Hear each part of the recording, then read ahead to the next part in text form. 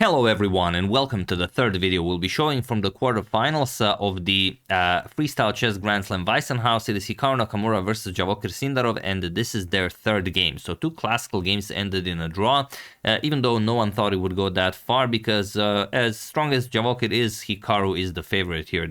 I don't think there's anyone that would disagree with that. But here we are. We are in the rapids. This is the tiebreaker, and well, Javokir has the black pieces. That means Hikaru needs to win, and he also gets some extra time to start. So Hikaru starts with pawn to f4. We have knight to c6 by Javokir. Let me just check where are the here it is. Pawn to f4 and knight to c6. I was missing the clock time. So you can see Hikaru with 10 minutes on the clock, Javokir with 8 minutes on the clock. We have pawn to e4 and the immediate pawn to e5. And now f captures on e5. If there are any King's Gambit players watching this, I'm sure you're, almost jumping out of your chair right now because f captures on e5 is a big no in the King's Gambit. But in official random, of course, everything goes. We have queen captures on e5 and now knight to c3. The engine really likes knight to g3 here, as the engine says that f5 is a serious threat from black and that you should stop that by playing knight to g3. But of course, players will not figure out all of the intricacies of the position, especially since this is now a third game. I don't know how much time they had to prepare in between classical games, but yeah, you're not gonna spot everything. So knight to c3, and now bishop to b4. This was already a miss by Javokir, not lounging forward with pawn to f5. But okay, pawn to b4, we have knight to f2, and now bishop captures on c3. D captures and rook to e8. I'm saying that not in the sense that they should have played it or anything like that. It's just to show maybe how this chess is vastly different from normal chess, where players would always play the top engine move when we're talking about move 4 or move 5 or move 6. Not that they should, play it or find it over the board. We have pawn to g3 and knight to g6, and I think that will, in turn, give us more interesting games overall. So here, pawn to f5, g3 is basically Hikaru fighting against pawn to f5, because here, pawn to f5, you can play bishop h3, and it's very unclear. So Javokir just goes knight to g6, we have bishop to g2, and queen back to e7. We have knight to d3, and we have pawn to f6, nicely controlling the center, stopping e5, opening up the light square bishop, and so on. It's a very nice move. Pawn to a4, and here Javokir castles queenside. Everything is cleared, so you can do that. We have queen to f1, and now bishop to c4. Pinning the knight, we have b3, challenging the bishop, and now giving up the other bishop as well. So Javokir is saying this will be a knight versus bishop game. C captures, and now queen to e6, going after the b3 pawn. We have king to b2 defending, and now knight to a5. And it seems like Hikaru opened up a little bit much here. b3 pawn already hanging. I mean, if you're not going to play queen to d1, you should play something like rook to a3. And while queen d1 does look like a pretty good idea, it does get the queen somewhat out of the game. So rook to a3, although ugly looking, is the best way to go. And if you really want to know the evaluation, here the engine says is Hikaru is, well, almost, if not straight out winning. That's how good white's position is, regardless of the pawns being pushed forward like this. So here we have knight to e5, and Hikaru goes king to c2. Probably to add an extra defender to this d3 pawn, or maybe to avoid all of the checks on c4 as he's preparing pawn to d4. But d4 should be played right away. There's no danger here. If you give this check, you can simply capture, and once the king goes back, let's say king a2, yes, you are. I mean, this looks very dangerous. You could play something like knight e3 check. It seems like you're going to lose the queen, but no, pawn d5, and nothing is really happening here. And if you decide to go after the rook, yes, okay, it's nice. You've messed up white pawn structure, but how are you getting the rooks into the game? Other than the two rooks, you have no more attackers. You're not winning this. So instead, after this knight to e5 move, we have king to c2 by Hikaru, king to b8, and now pawn to d4, chasing away the knight back to f7, and pawn to d5. We have queen to e7, putting pressure on the rook, and Hikaru just goes back, rook to e1. Knight back to e5, and now bishop to d4. Again, queen b5, straight out winning for Hikaru. It's probably due to this being Armageddon, Hikaru is not being his usual self. Like if this was a puzzle rush moment, Hikaru would play it without, I think, spending a second here, because he is that good. I mean, there's no square for the knight. Where's the knight going? You have to play b6, and then of course pawn to b4. If you're, you know, on Hikaru's level, you don't miss queen b5 followed by pawn to b4. And now after this moves, you will play, well, queen a6, a5, you will bust open the position, and go after that a7 pawn. The bishop pair is attacking that black king, so there's no defending this. But Hikaru played bishop to d4, and now he allows Javokir back in the game. Pawn to c5, bishop captures on e5, queen captures, and rook to e1. Adding a defender to this e4 pawn, queen back to d6, and now queen to f5. Hikaru puts pressure on that h7 pawn, and Javokir even invites it.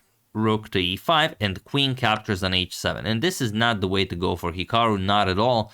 This is a pawn he doesn't need in order to win this, because he has to win this. We have queen to b6, and now comes king to d1. Here, rook 8 to b1 looks like a move that should be played, but I mean, this pawn to c4 move is just so strong. It takes away very important squares here, and there's just there's just no good reply here. You could advance the pawn, you could ignore the pawn, you could play captures on c4, but then the immediate queen to f2 check, and if you go down the board, you lose the rook. If you could also lose the bishop. You cannot go to b3. If you go to d3, then queen captures on g2 again, and white has no good reply. And on the other hand, if you advance the pawn to b4, then the pawn is guarding these two squares, and then again queen f2 check, and that's it. If king d1, you can even trade here, captures, but now queen f3 check. If king c1, then you capture the pawn. If king c2, then you go rook to h5, attack the queen, and rook captures, and h2 is coming next, and the white king is getting checkmated, or you know, white will suffer severe material loss. So after king to b6, we have king to d1. Hikaru will try and hide his king over to the king side, but already I think you can feel that Hikaru is not the one playing this for a win. We have queen captures on b3 check, king e2, queen captures on c3, and king to f1, and now knight to b3. Going after knight to d2 check, rook 8 to d1, and now rook to g5. We have pawn to e5. Hikaru wants to open up his light square bishop. Maybe, you know, good things will happen. Rook captures on e5, rook captures. We have queen captures, and queen captures on g7. We have pawn to c4. Now Hikaru is not getting checkmated, but the passed c pawn is just too strong. Pawn to d6 opens up the light square bishop. Pawn to c3. We have queen to e7 offering a queen trade, and okay, rook to e8 says, okay, we can trade, but we're trading on e5.